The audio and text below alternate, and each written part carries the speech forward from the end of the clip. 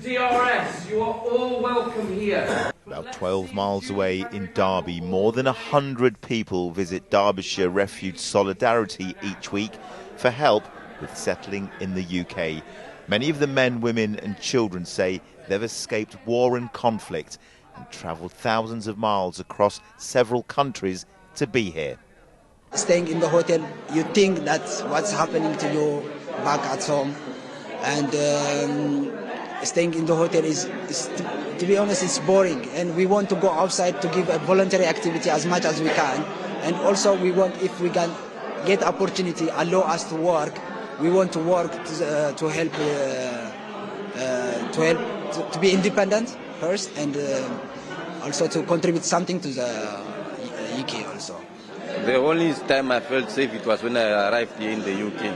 When I reached the border, when they were asking like, did you eat? Are you feeling cold? Do you need something to drink? You know. And then throughout my journey, when I traveled through like Turkey, Pakistan, and South Africa, the feeling that I was getting from the people, it wasn't good. It wasn't good at all. The government said it's also exploring the possibility of using ferries to house migrants, but said no firm decision yet been taken. Rajiv Poppert, ITV News, Kegworth. Well, a short time ago, I spoke to Steve Cook, who is the chair of Derbyshire Refugee Solidarity Charity. I started by asking him about his experience of asylum seekers. Without exception, Sam, I've found them all to be keen to integrate into life here in the UK. They all want to work, actually. That's the first thing that all of them say to us. Why can't we work? We're bored, we've got nothing to do, and we would rather work than be in a hotel. All of them, without exception, when they come from Iran and Iraq and Syria and Yemen, Ethiopia and Eritrea, they all have a very traumatic story to tell about, first of all, why they left their own country, which is the biggest trauma of all. No one wants to leave their own home, family, street, village, town. Second trauma is the journey to get to somewhere safe. And unfortunately, the third trauma is when they get to the UK, they're stuck in hotel rooms, which causes a lot of division and animosity, quite rightly, by people in the UK, which is not what they want. They want to work.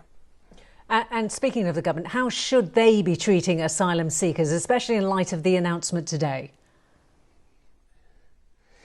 Well, 20 years ago, anyone that arrived at Dover had their asylum claim dealt with within 3 months. So they had met with an immigration officer. Their asylum claim was either accepted or denied. If it was denied, there could be an appeal. A judge and a lawyer were brought in very quickly, and within 3 months the whole process was finished. 20 years ago, we were doing that in the UK. Now we're not.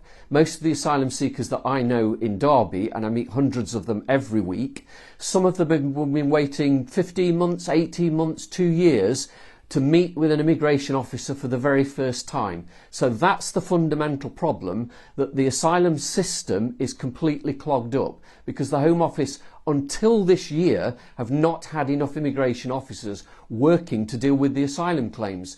And only now are they beginning to promise to clear the backlog by the end of this year, which if they do it, then we won't have the accommodation problems of hotels and now barges and ex-military establishments. That won't be a problem if we deal with the asylum claims quickly and allow people to work, or deal with them appropriately if the claim is rejected.